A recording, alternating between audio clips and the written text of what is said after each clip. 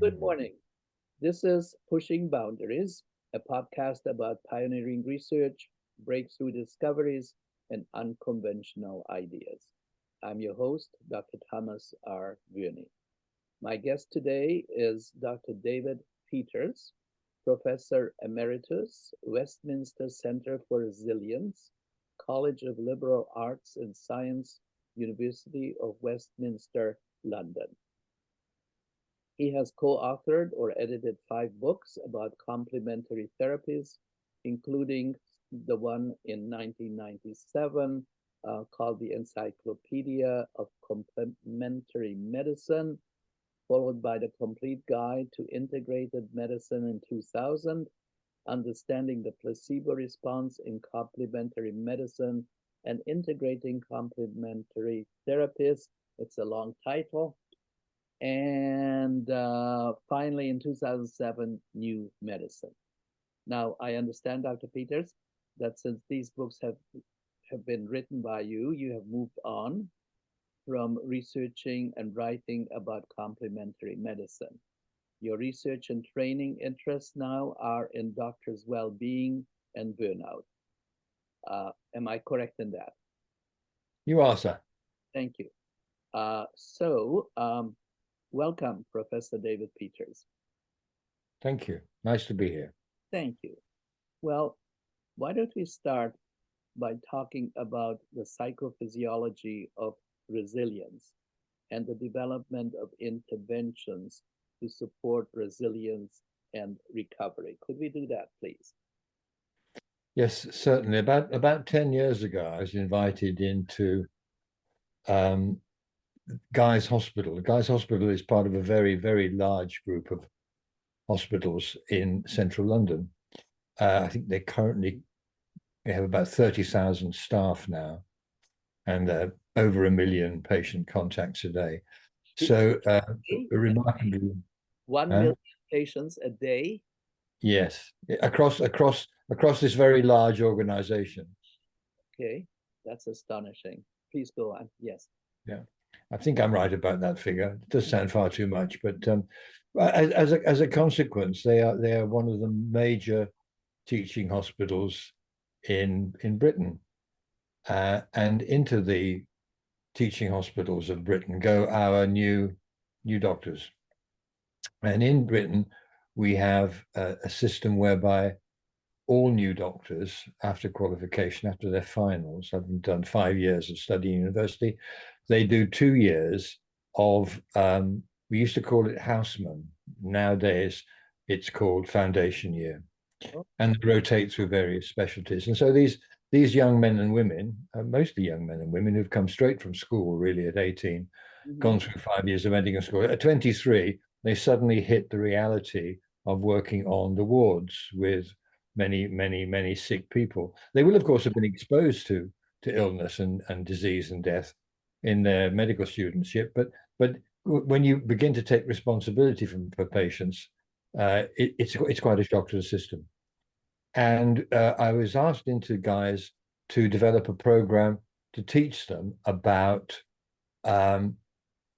coping with the strain and stress of practice. And I began to do that with George Lewis, a wonderful colleague and professor from Southampton, about 10 years ago, with the support of Dagny Rajasingham, who is a senior obstetrician there. And we developed a program, quite simple, quite short, a 3-hour program, which all the foundation year docs, which is about 120 a year, would take part in. So what did we want to teach them? Well, what we decided would be best to help them understand is, yes, indeed, the psychophysiology of resilience.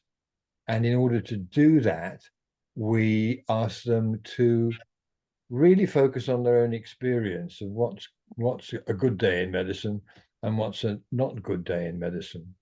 And pretty quickly, even after a few weeks in their first year of hospital medicine, they were talking about, a good day is I have time to do everything, and I have no sudden demands on me, and people aren't rude to me, and nobody bullies me, and I maybe get thanked sometimes.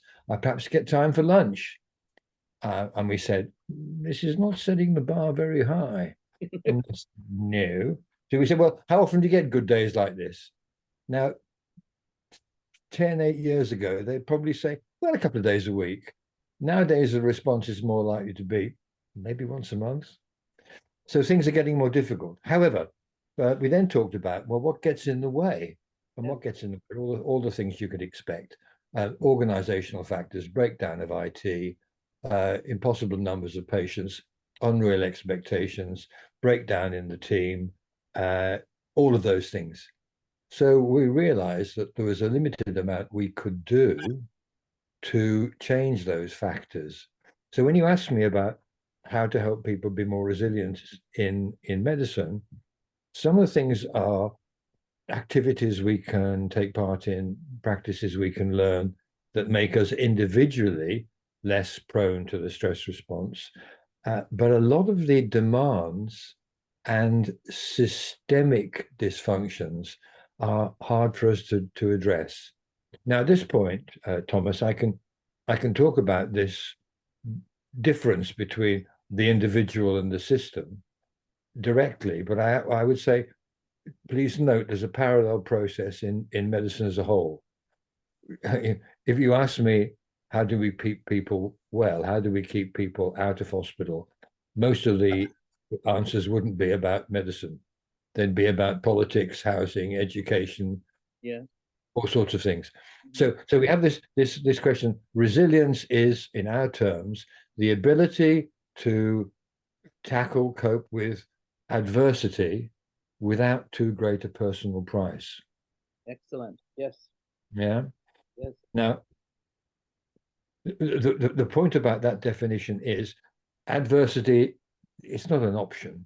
It's, as they say, pain is in the territory. Suffering to a degree is optional. So how we respond to these circumstances, and can we bounce back?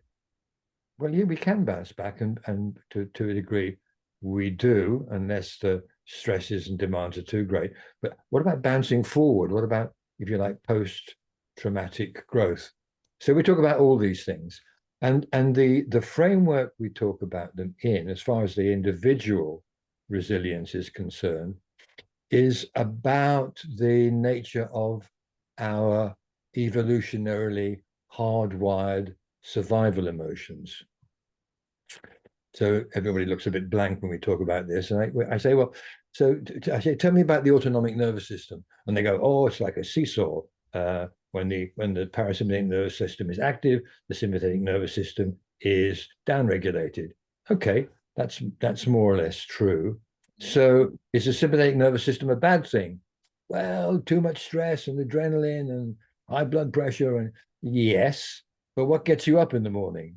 Oh yeah, the sympathetic nervous system. Okay, so it's okay to be in sympathetic high arousal if you feel safe. Ah, yes, that's a good idea. Well, when you are in sympathetic high arousal and you don't feel safe, what does that feel like? And they go, so think of a time that you were really in a high stress situation, and what happened in your body? And they go, oh, I don't know. Well, okay, so you're walking down the road, and you suddenly some paper flies up in the air, and what do? We shout, we jump back. Yeah, I said, we kind of freeze, and then we notice it was just a piece of paper. I said, okay, that's the acute stress response, and it happened because you were highly aroused and something in you said, I'm not safe. And what's the emotion? They go, oh, fear. Okay, fear. Any other emotions around that sort of sudden shock? Anger. Okay, flight and fight. So we talk about flight and fight is unsafe activation of the sympathetics. So I say, well, what about safe activation? When do you get a highly activated sympathetic nervous system when you're feeling safe? Oh, I don't know. I said, well, when did you last get excited about something? Oh, yeah, okay. So when you feel excited, what happens? Oh, yeah, I get more active, and I probably get a faster heart rate. So we talk about that axis of the arousal emotions. And then we talk about, well, what happens after the sudden shock? And people say, well, I calm down. Well, how does that happen? So we talk about parasympathetic nervous system. And then somebody might, in a smart kind of way, say, well, that's okay. If I slow down and feel safe, that's me relaxing. Yeah. I said, yeah, it's like you've been out on the hunt and you've gone back to the cave. Mhm. And all the necessary healing processes happen. So somebody might say, well, what's it like to feel still and unsafe? I say, well, you tell me. Rabbit in the headlights. The lights are on, nobody's home. Dissociated. Do you know anybody like that? Mhm. Have you seen anybody like that? Have you been like that? And so we talk about that that that uh, fundamentally dorsal vagal parasympathetic shutdown. So we look at those four quadrants and we explore them.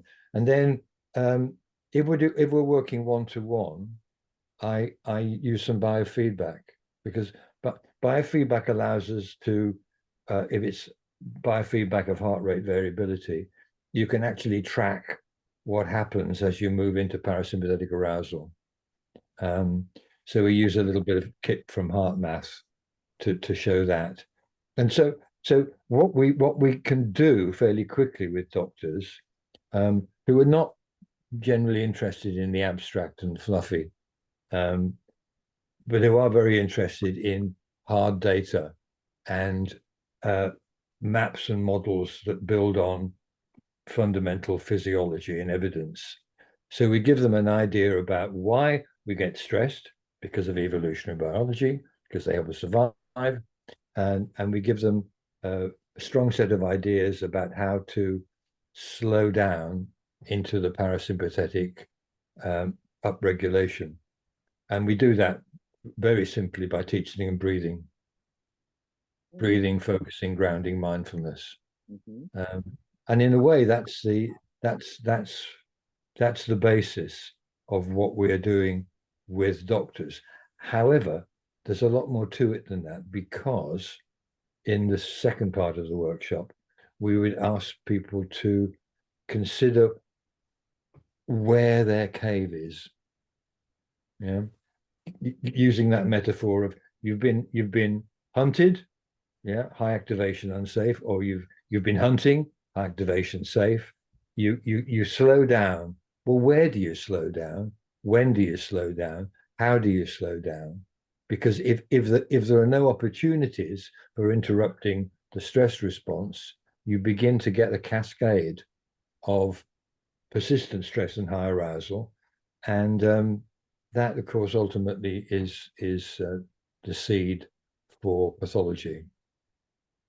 However, once again, because these are young people, and there's a tendency, isn't there, with human beings to say, "Well, I know it'll kill me in the end, but yeah, what the hell are you going to do? I'm going to carry on."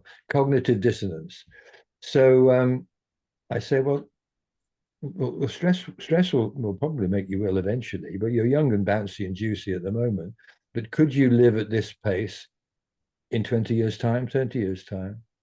And we talk about how the HPA axis eventually doesn't come back to baseline. But long before that happens, stress before it makes you ill makes you stupid and unfriendly. And they go, oh, that's a pretty strong soundbite. And so I then explain why that is, partly because when we're operating in limbic midbrain, HPA axis, high stress wind up, we have relatively less access to the medial prefrontal cortex. So we make more errors. And we've demonstrated that in some of our recent meta-analyses of what happens to patients and patient contact when we're burned out. So we know that we make more mistakes when we're in that persistent wind-up state. And the other thing that happens, I go along with Stephen Porges here in his polyvagal theory, is that when we are in the physiology of unsafety, the social engagement organs are relatively switched off. So we talk in a very dull way and we don't hear properly. And not only are we focused and not broadly picking up all the cues, but our cortex is rather switched off. Our smiles are not genuine. And so we appear less friendly. And eventually, of course, we'll even go into dissociation. And that, I suppose, in what I said so far, is the burnout trajectory. We go into higher and higher arousal and unsafety, having gone past our peak performance, because we need high arousal. We want to be in the hunting mode, hitting targets, doing good, feeling purposeful and meaningful. And then if demands are too great, we overshoot. We remain in high arousal. And if we can't recover on the weekend off or a series of weekends off, and we continue to be in high arousal, we eventually go into that long downslope, having gone through the panic zone and into dissociation. And that's Maslach's path, really. We start with not necessarily start with, but there's a sense of I'm not doing a good job here. I can't do a good job here. I begin to lose my self-value. I'm racing too hard. I become physically and emotionally exhausted. And eventually I begin to turn off in order to cope. Yeah. So we become detached, dissociated, cynical. So that's why it's terribly important in medicine to understand that this trajectory is not because we're bad people.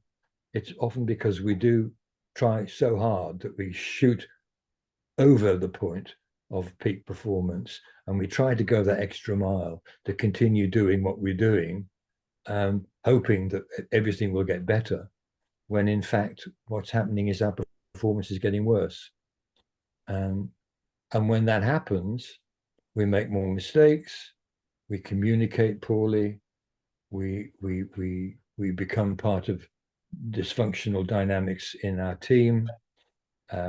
Patients become more dissatisfied. They sense that we have lost empathy, and we know that doctors who are empathic or are perceived as empathic are sued a great deal less, which is a pretty important for our bottom line. But in addition, we don't as doctors go to work to do a bad job.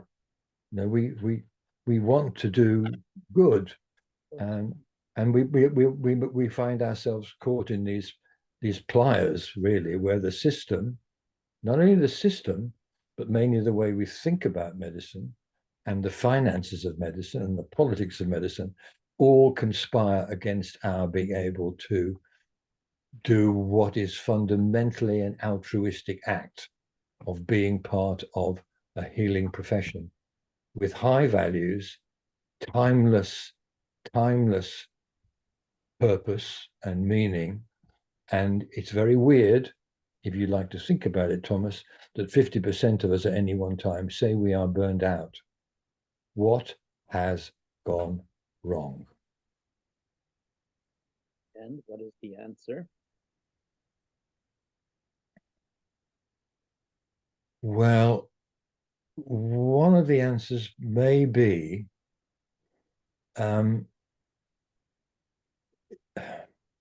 industrialization. Yes. I think in the northern world, we have mechanized medicine to such an extent in order to cope with demand, and technology has become so intensive, and the range of tests and the multiplication of knowledge and the expectation of patients and perhaps the financial drivers. I mean, all these things are making us have to run very, very fast, almost to stand still, as individuals, but also as organizations. I think the other thing is, and then they're not disconnected, is that we are faced with a huge worldwide pandemic of chronic disease. And many of these ills and ailments are the results of the way we live. And many of the ones that aren't are the results of environmental issues and difficulties and pollution and poor food. Diabetes alone will bankrupt the British NHS in a few years' time. There are already, I forget the numbers of diabetics, diabetes type 2. And in America, and I don't know how it is in Canada, obesity rates are absolutely legendary, incredible, Yeah. and all the more. So there is a perfect storm brewing because these chronic diseases don't respond terribly well to external intervention. They need to be self-managed. And in order to self-manage these problems, people need a different kind of doctor, I think, and a different kind of health system, which would be putting much more emphasis on prevention and health promotion. But somebody once said to me, the business plan is big food makes you sick and big pharma picks up the profits. Yes. I mean, I couldn't possibly comment. I'm far too diplomatic for that kind of thing, being an Englishman. But it could look that way, couldn't it? Could look that way. And you Yeah. didn't say it. I didn't hear you say that. So But allegedly. allegedly, right? No, that's very, very, very true. Very true. So you have arthritis, you have diabetes, you have high blood pressure, obesity, all those things, right?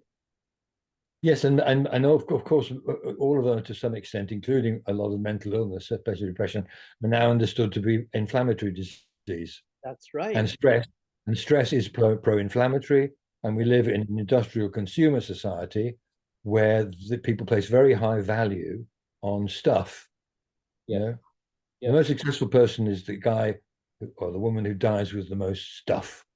Yes. And so this consumerism and this chasing, Hmm. this hunting unreachable goals is another part of what some people say is the unconscious business plan of our times. So yeah, I think we have a crisis which is I think the sociologists talk about a crisis of representation, but really, basically, what is life all about? What is medicine all about? What's going wrong with the system, the culture as we know it? And it's very obviously a culture that's in decline. Business as usual is not going to work for much longer. And whatever you call the business, so the agriculture business, the medicine business, the financial business, the extractive industries, they're struggling really hard, and the harder they struggle, the more damage they do. I wouldn't say that about medicine, but I do think medicine is becoming part of the problem. I'm with Ivan Ilyich. You asked me who I might invite to supper.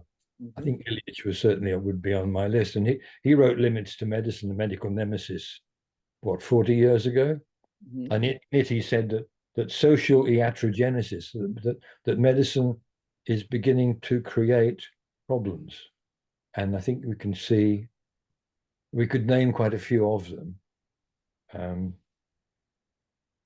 But there we are. We are in the system that we are in. Medicine does amazing things.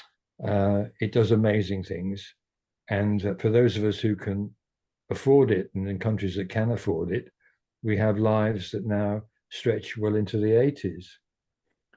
Some of it, I guess, is due to medicine. A lot more of it's due to plumbing and housing and education. But medicine takes the credit. But of course, even so, even in a country like ours, I think I read a statistic not long ago that in the poorest area of Glasgow in Scotland, the life expectation is just below 60.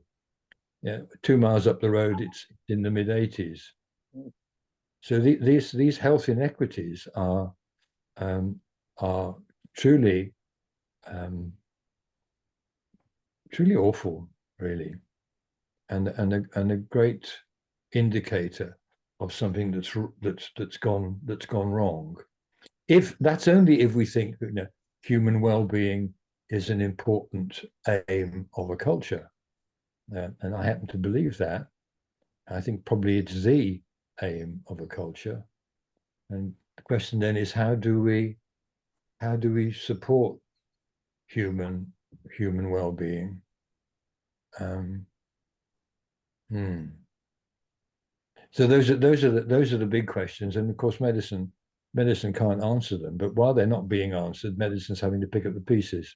Mm-hmm. Mm-hmm.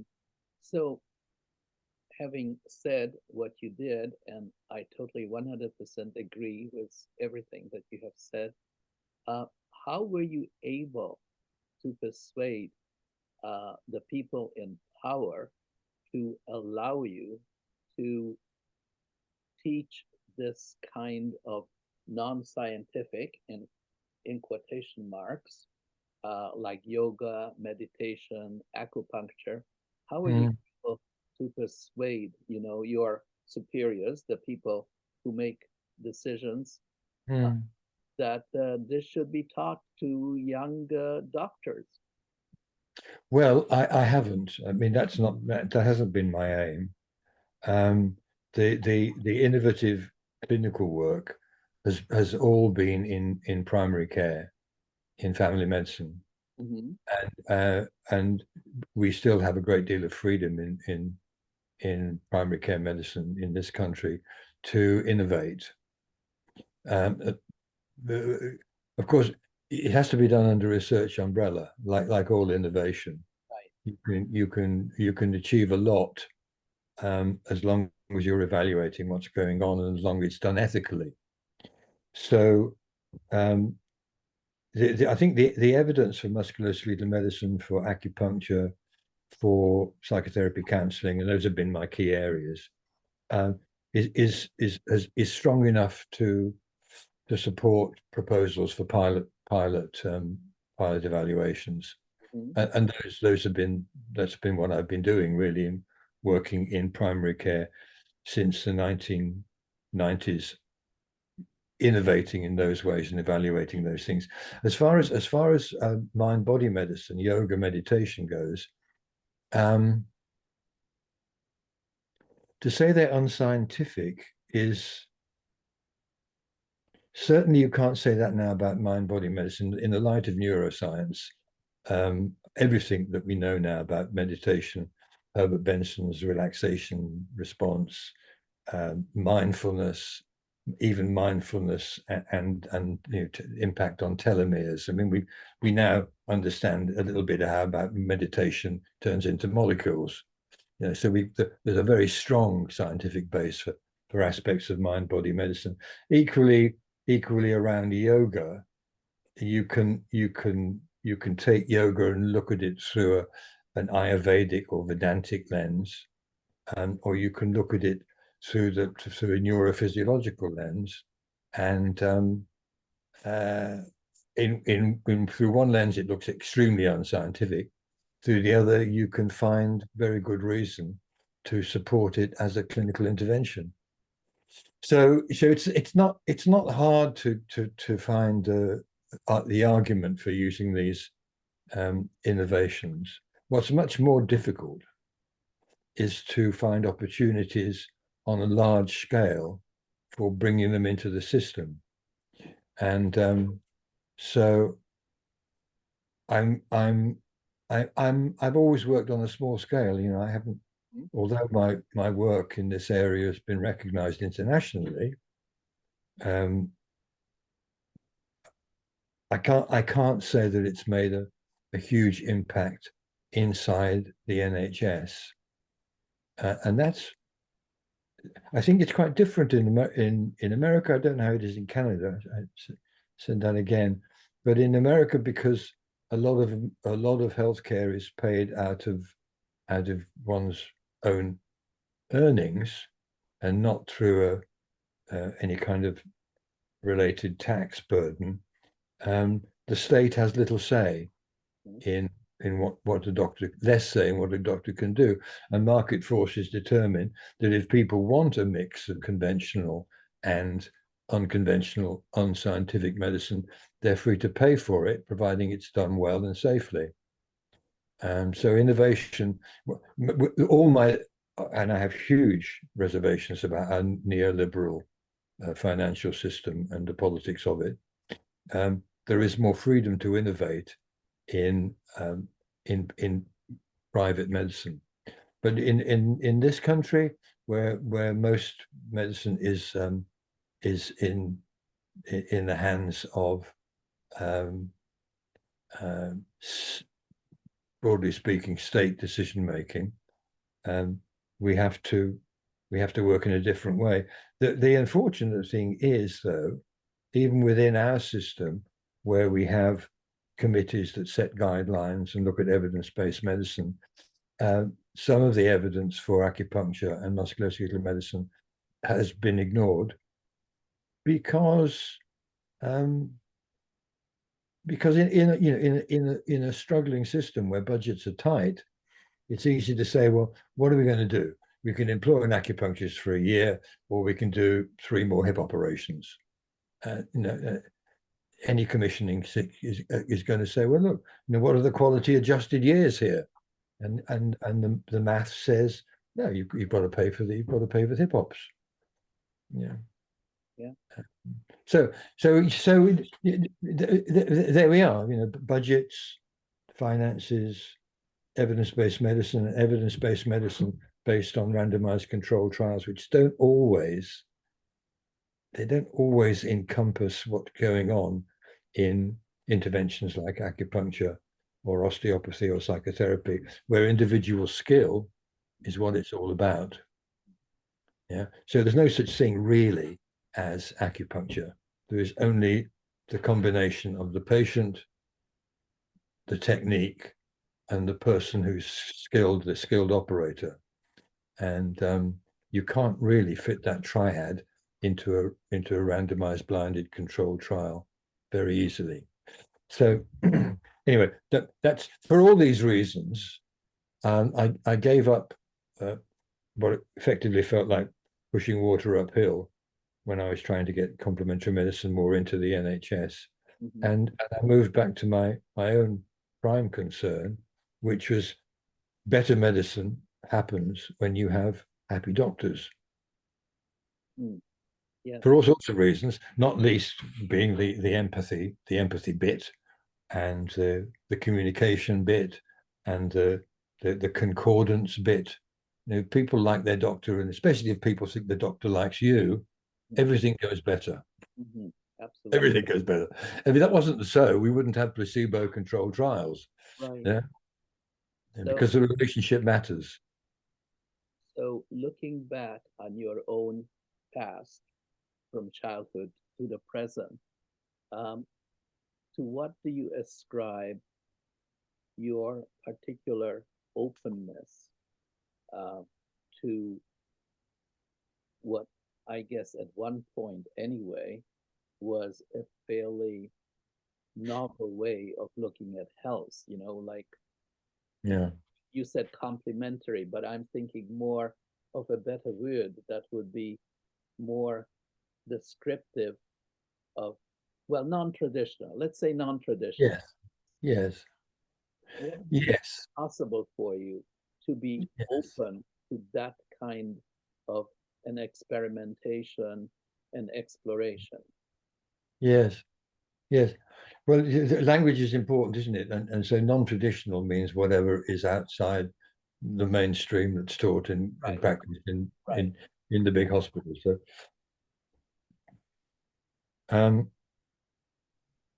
I think my own experience, and I remember I'm a child of the 60s. I'm getting on now. Medicine in large urban teaching hospitals, and the relationships, the culture, the patriarchy, the sexism, the power relationships, the disabling incapacitating way we related to patients, the lack of any sense of mind-body connection of the relationship.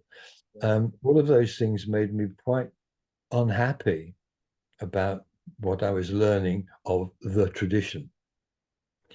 So all that was embodied in what I would then have called conventional medicine. So there was a big hole in my medical education. Two big holes. One was, well, what's emotion, what's psychology got to do with all this, and what's health? What is health? They were not, neither of them were touched on in my years at medical school, and I didn't you don't know what you don't know, and it was only when I came out of medical school and felt radically unprepared to be a doctor that I began to look elsewhere, and that was a circuit that took me about 10 years to come back into conventional medicine. And it was the 1970s by then, and there was a collision. If you were, I don't know how old you are, Thomas, but if you remember the 70s, certainly in London, you had from the West, you had Esalen, Yes, the yes, potential movement, yes. you had all of that piling in from the West, Gestalt, Out and there. and wonderful stuff from the East. Mm-hmm. You had Maharishi Mahesh Yogi and the Beatles and all kinds of wonderful ideas, and in the middle of it in the 70s in London there was a huge upswelling of all rather ungrounded, omnipotent ideas about what we could become and what called alternative medicine could do, fringe medicine could do. And I was very much swept into that.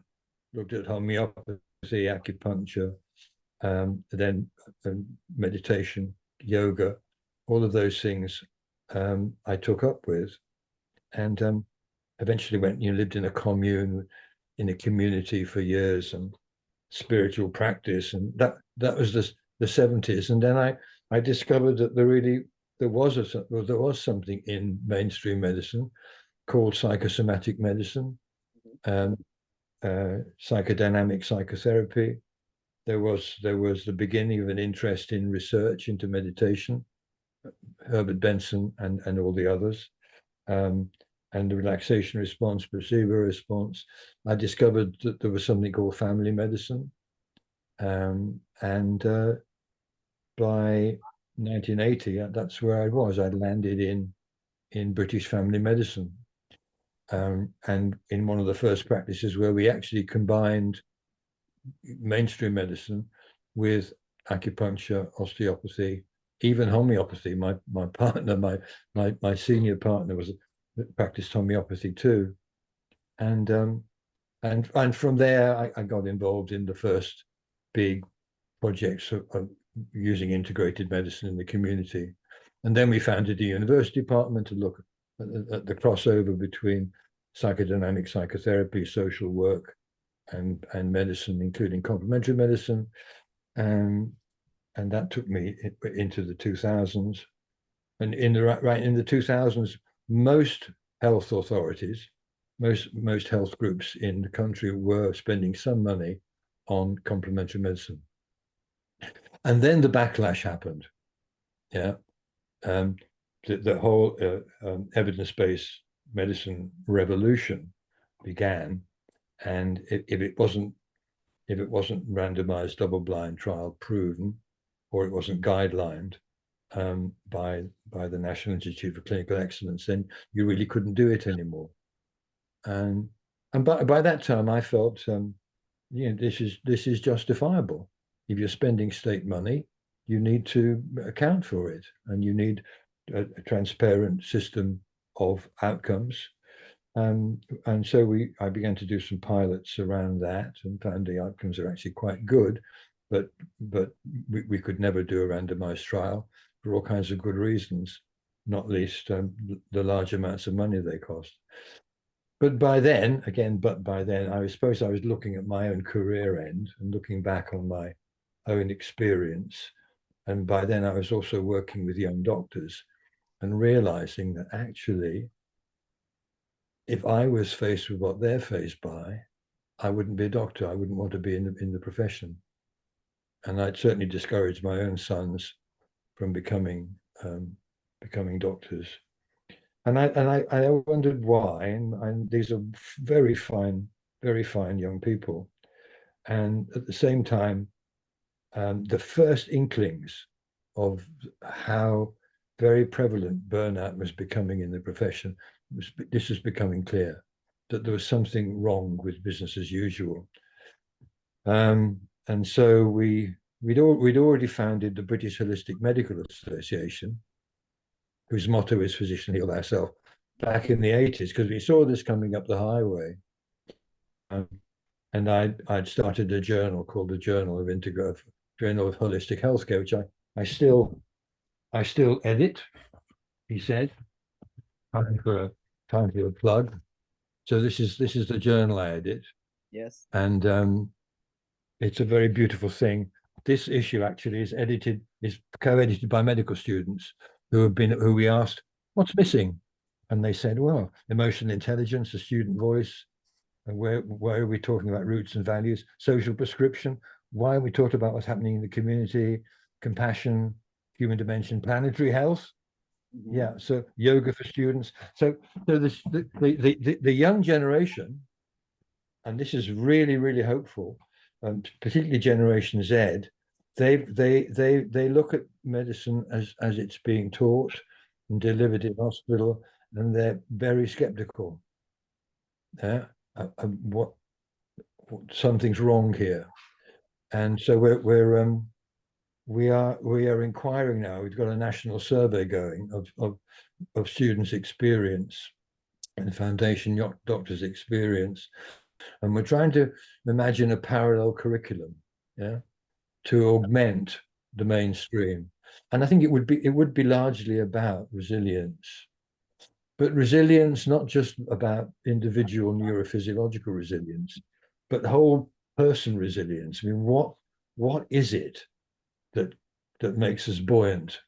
And as I look out my window through the magnolia tree on the river estuary under this beautiful blue sky in this spring, I know that part of what makes me resilient is my connection to nature. Yeah. So one of the things we've been doing with young doctors and actually consultant specialists, senior doctors, is we take them into the woods. Mm. We take them on retreat. Yes. We organize retreats for GPs and doctors, and we take them, groups of 15, 16, into the woods, and we stay off grid for 24, 36 hours, and we sit around campfires talking about medicine and what it feels like. And then we the impact on mood, Thomas, you would not believe. I would. In 24 hours, they come in with we do the perception of mood scale and the perception of stress scale, and they're through the roof. Yes. They're depressed, anxious, they don't like themselves, they've got no vigor, and after 48 hours, everything improves. We don't know how long it improves for, but their vigor, their vitality, their self-value, their levels of anxiety, huge improvements. So, I mean, I suppose it's no surprise. I mean, ever since Roger Ulrich found that people who can see out of their window after a gallbladder operation spend 48 hours less in hospital. Right. Someone goes, "Hello, what's going on here?" So there's certain things we need, and we're encouraging doctors, to get a life. Mm-hmm. Yeah. There's a paper called "If 1 in 5 doctors is burning out, what about the other 4?" which is written a while ago. I think it would be half and half now, and it's what you'd expect. It's enjoying your patients. It's having professional boundaries, having a life outside medicine, having curiosity, CPD. It's all those things that make our professional life enjoyable. And That's hard when you're in organizations and in settings, possibly where you're chasing impossible repayment of student loans. Mm-hmm. Um, it's £100,000 payback now in this country, and it's a hell of a lot more in the States. So it's more difficult when you're working on an industrial production line where the demands are high, conflict is high, and you don't feel like you're doing a good job. That's what Maslach said. Burnout is too much demand, team conflict, not feeling like you're doing a good job, values conflict, and I think in large industrial healthcare delivery organizations, that's a pretty normal day. And so half of our doctors are having a hard time and not enjoying themselves, not enjoying the work enough, not enjoying patients. And patients are, I think internationally, much more prepared to push back and demand better. It's happening. Yes, yes, it is. But So, you asked me how I got into yeah. this strange area, Yeah. and I guess that's the answer. Really, it's historical. Mm-hmm. I think probably if you did my personality inventory, I'm not very neurotic and I'm very open. Um, That helps. Despite which I stayed in medicine. Uh-huh. Right, right. So you referred to one of the questions that I sent you before this interview. So I want to go back to it if I could. My question was, if you could have dinner with any three people, dead or alive, who would it be? Uh, this is like desert island discs. You know, what 10 pieces of music would you take away to live forever on, to live for the rest of your life? Yeah. In the end, it boiled down to three people, Yes. um, all of which represent sort of key areas of interest and inquiry now. Joanna Macy. Who's that? Joanna Macy is a Buddhist scholar and activist who created a social organism and a social network called the Work That Reconnects. Uh-huh. Um, and I've been trained to run her style of workshop. The basic idea is it's part of what's called this despair and reconciliation work, really. Hmm. Um, the, we are in we are in a very difficult position now as a species.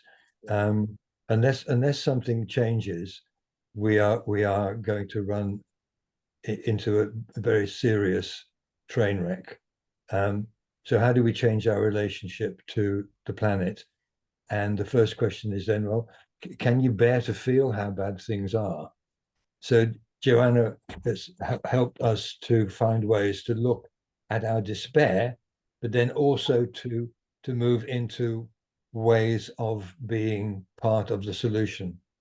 And and and and that moves on to my next guest, who is Thomas Berry. And Thomas Berry wrote a book called The Universe Story, another book called The Great Work, and he's a Jesuit a scholar and academic in the tradition of Teilhard de Chardin, I would say, who calls himself a geologian, not a theologian, who's presented this wonderful picture of deep time of what it is as human beings and as a species. Um, we are in this codependent, intelligent Gaia system, and what is our role as um, as individuals and as cultures in the coming years in order to fulfill our species potential. And then the third person is a relatively new member at the guest at the table. He's called Roland Griffith, and Roland Griffith is an American academic who is probably the great researcher on psychedelics. Oh, Mm. His work on psilocybin and spirituality has is part of what you were implying before. How do we take the ineffable, something like health, Mhm. and systems like yoga or meditation, and how do we render them scientifically explicable? And so Griffith is part of that work. And so I thought a conversation between a Buddhist scholar and activist, a Catholic geologian, and um, deeply insightful man into the great work of humanity, and a great researcher such as Roland Griffith, with his understanding of neurobiology and the psychedelic dimension. I thought that would be a great conversation. That that would be very interesting. That would be very interesting. Well, before we run out of time, just one more question.